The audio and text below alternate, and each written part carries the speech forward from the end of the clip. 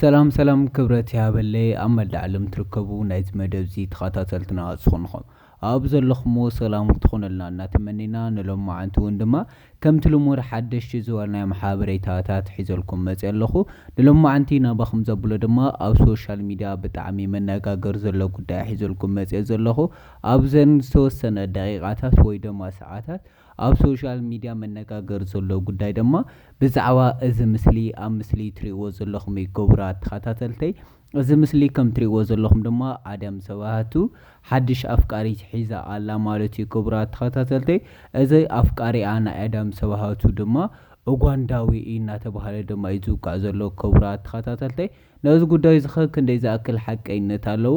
ብሓቂ ድዩ ናይ ኣዳም ሰባቱ ኣፍቃሪያ ወይ ድማ መሳርሕታት ዝብል ጉዳይ ድማ ክናፃወር ፈቲና ነርና ኢና። ክቡራት ተኸታተልተይ ነዚ ጉዳይ እዚ ዝኸውን መልሲ ድማ ረኺብና ኣለና። እስካብ መጨረሻ ተፀኒሕኩምና ድማ እዚ ኣብ ምስሊ ትሪእዎ ዘለኹም ሰብ ብትክክለኛ ኣፍቃሪኣ ድዩ ወይ ድማ ዓርካ ወይ ናይ ዓርክነት መሓዛ ድዩ ዝብል ጉዳይ ድማ ናባኹም ከብል ክቡራት ተኸታተልተይ ነዚ ቻናል ሓድሽ ትኾንኩም ሰብስክራይብ ላይክ ሼር ብምግባር ቤተሰብ ይኹኑ። ብተወሳኺ እውን እንለቆም ሓደሽቲ ቪድዮታት ፈጢኖም ንክመፁ ናይ ቀጭን ምልክት ሽንኹ ሓቢርኩምና ፅንሑ። ሰናይ ፃኒሒት ናብ መደብና እምበኣርከስ ክቡራት ተኸታተልተይ ንሎማዓንቲ ድማ ንኣኹም ዝምጥን ዝበልናዮም ሓበሬታታት ኣብ ሶሻል ሚድያ ዝረኸብናዮም ሓበሬታ ብጣዕሚ መነጋገሪ ዝተባሃሉ ድማ ናባኹም ኣቐሪበ ሒዘልኩም መፅእ ኣለኹ። ክቡራት ተኸታተልተይ ብፈለማ ናባኹም ዘብሎ ድማ ብጣዕሚ መነጋገሪ ዘሎ ጉዳይ ብዛዕባ ኣዳም ሰባቱ እዩ ክኸውን። ክቡራት ተኸታተልተይ ኣብቲ ምስሊ ከም ትሪእዎ ዘለኹም ድማ ፀሊም ሰብኣይ ድማ ኣሎ ምስ ኣዳም ሰባቱ።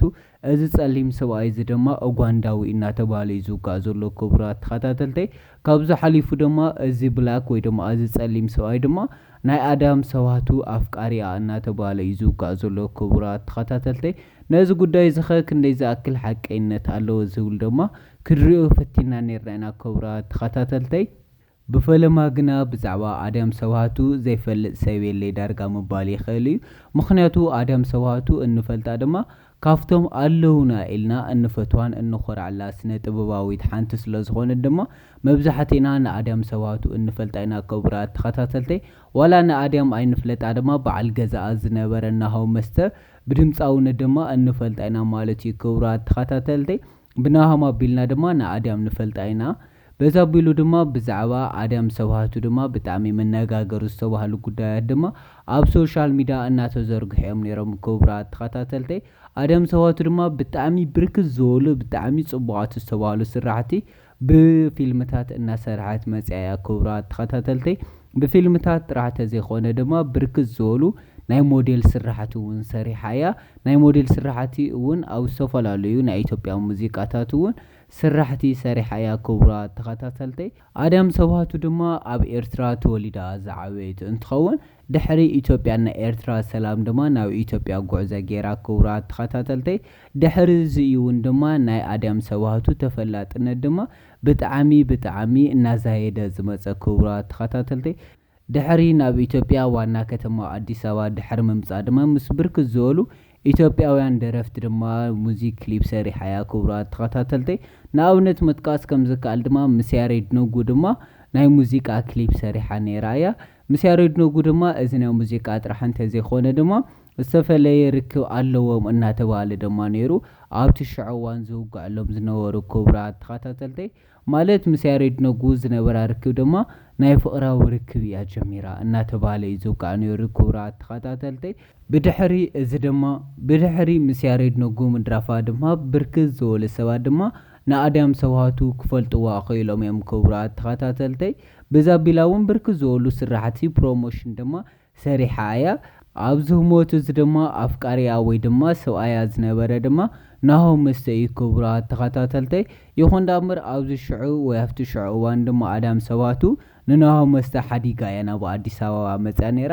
ብድሕሪ እዚ እውን ድማ ናሆም መስተ ድሕሪኣ ስዒቡ ናብ ኣዲስ ኣበባ መፅኡ ክልቲኦም ድማ ናብ ናይ ቀደም ፍቅሮም ተመሊሶም ብሓባር ምንባር ጀሚሮም እዮም። ክቡራት ተኸታተልተይ በዛ ኣቢሎም ድማ ብጣዕሚ ፅቡቃት ዝተባሃሉ ክልተ ቆልዑ ድማ ክወልዱ ክኢሎም እዮም። ክቡራት ተኸታተልተይ ብጣዕሚ እቲ ዘሕዝነካ ጉዳይ ድማ እዞም ክልተ ፍቁራት ድማ ርክቦም ብዙሕ ክጸንሕ ኣይከኣለን ድሕሪ ዝተወሰነ እዋናት ድማ እዞም ክልተ ፍቕራዊ ርክቦም ድማ ክፋትሑ ወይ ድማ ክበኣሱ ክኢሎም እዮም ክቡራት ተኸታተልተይ እዞም ፍቕራት ድሕሪ ምበኣሶም ድማ ድሕሪ ዝተወሰነ ግዜ ተመሊሶም ይተዓርኹ ደጊሞም እውን ይበኣሱ ነይሮም ክቡራት ተኸታተልተይ ናዞም ሰብ እዚኦም ፍቕሪ ድማ ብጣዕሚ ዝሕዝን ኣጋብ መጨረሻ ድማ ክልቲኦም ተፋቲሖም ንሃመስተ እውን ናይ ባዕሉ ፍቕራዊ ርክብ ጀሚሩ ኣድያም ሰብሃቱ ተመሳሳሊ ናይ ባዕላ ናይ ፍቕራዊ ርክብ ጀሚራ ኩልና ከም ነስታውሶ ድማ ቅድሚ ዝተወሰነ መዓልታት ድማ ናሆም መስተ ወይ ድማ እቲ ናይ ቀደምና ኣድያም ሰባቱ ኣፍቃሪ ዝነበረ ድማ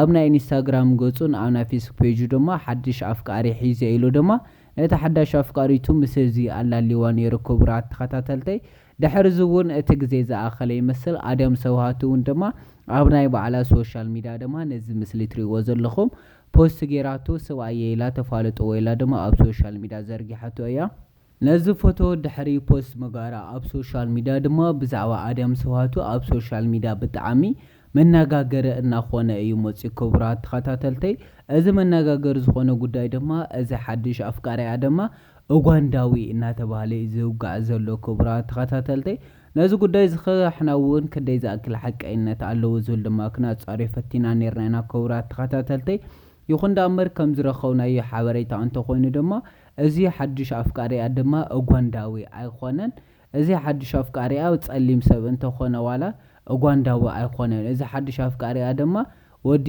ኤርትራዊ ወዲ ዓዳ ከም ዝኾነ ድማ ክንፈልጥ ኽኢልና ኢና ክቡራት ተኸታተልተይ ንሎማዓንቲ ሒዘልኩም ዝመጻእኹ መደብ እዚ መስል ነይሩ ክሳብ ብኻሊእ መደብ ንራኸብ ኣብ ዘለኹሞ ሰላም ክትኾኑልና እናተመኒና ኣነ ንሎማዓንቲ ሒዘልኩም ዝመጻእኹ መደብ ኣብዚ ክሳዘም ክሳብ ብኻሊእ መደብ ንራኸብ ነዚ ቻናል ሰብስክራይብ ላይክ ሸር ብምግባር ቤተሰብ ይኹኑ ክሳብ ብኻሊእ መደብ ንራኸብ ኣብ ዘለኹሞ ሰላም ክትኾኑ